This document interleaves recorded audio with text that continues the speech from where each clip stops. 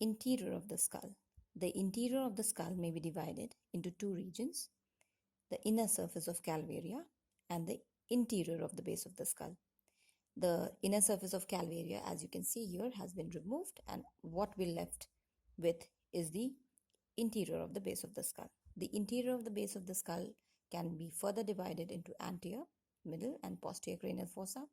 The anterior cranial fossa is separated from the middle cranial fossa via the posterior border of the lesser wing of sphenoid, which is this sharp border here, and in the median region via the sulcus chiasmaticus, this one, sulcus chiasmaticus. The middle cranial fossa is marked off the posterior fossa, this one, via the upper border of the petrous part of temporal bone. Okay, so this is the upper border of the petrous part of the temporal bone on either side, and the dorsum sali in the median region.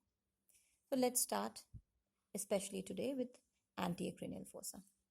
The anterior cranial fossa lodges frontal lobes here, and its floor is formed by orbital plate of frontal bones on either side in the median region via the cibriform plate of ethmoid bone and lesser wing of sphenoid behind.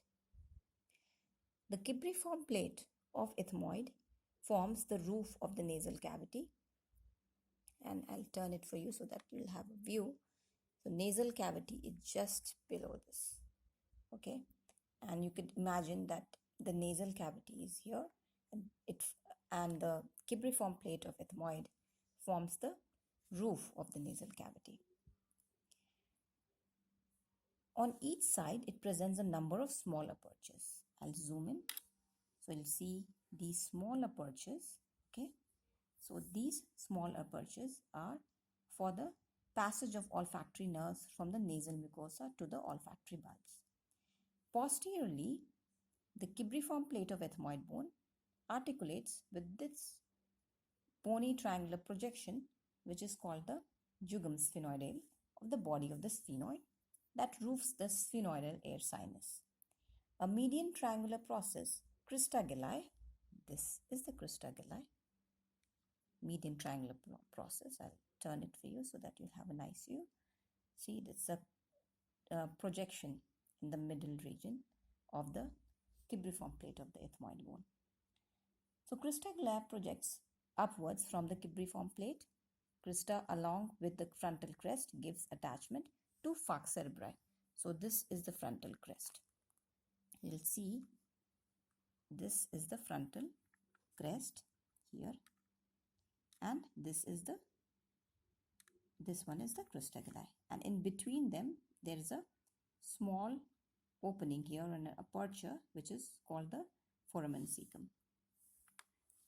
Okay, so the foramen cecum is a blind lower end, intervenes between the crista and the frontal crest, as you can see here, and it transmits, and very rarely, a vein which from the nasal mucosa it connects to the superior sagittal sinus. Let's move on to the orbital plates. So orbital plates are these two plates of frontal bone, and it's convex. You can see it's convex, okay, and forms the roof of the orbital and ethmoidal sinuses. It articulates behind with the lesser wing of the sphenoid here. You can see it articulates with the lesser wing of sphenoid.